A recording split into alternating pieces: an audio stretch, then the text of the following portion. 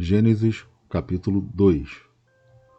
Assim, pois, foram acabados os céus e a terra, e tudo o que neles há.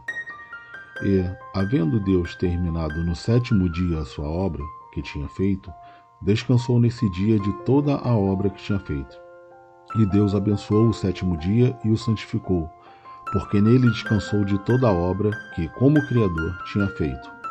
Esta é a gênese dos céus e da terra, quando foram criados, quando o Senhor Deus os criou.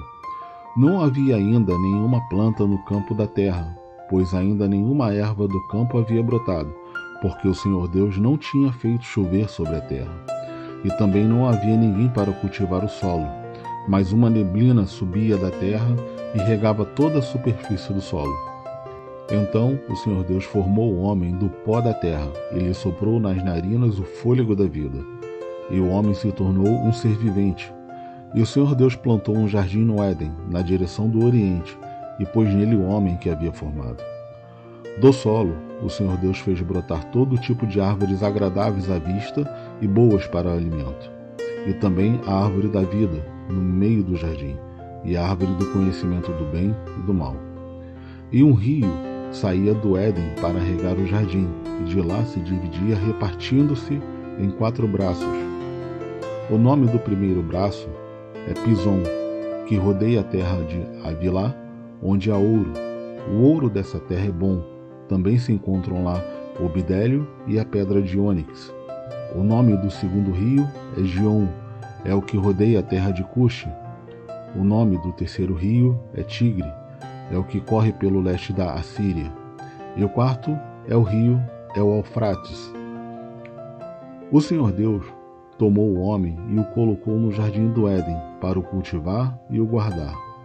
E o Senhor Deus ordenou ao homem: de toda a árvore do jardim você pode comer livremente, mas da árvore do conhecimento do bem e do mal você não deve comer, porque no dia que comer dela você certamente morrerá.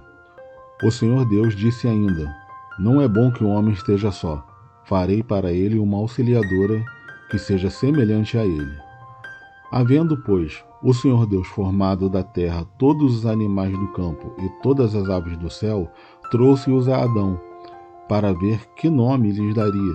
E o nome que ele desse a todos os seres vivos, esse seria o nome deles.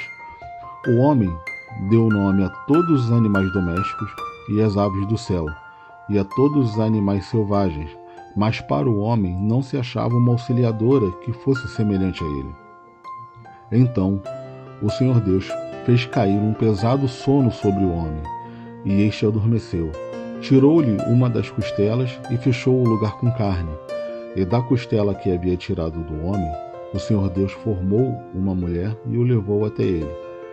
E o homem disse: esta, afinal, é osso dos meus ossos e carne da minha carne. Será chamada varoa, porque do varão foi tirada. Por isso, o homem deixa pai e mãe e se une à sua mulher, tornando-se os dois uma só carne. Ora, um e outro, o homem e a sua mulher, estavam nus e não se envergonhavam. Gênesis, capítulo 2, versículos 1 a 25.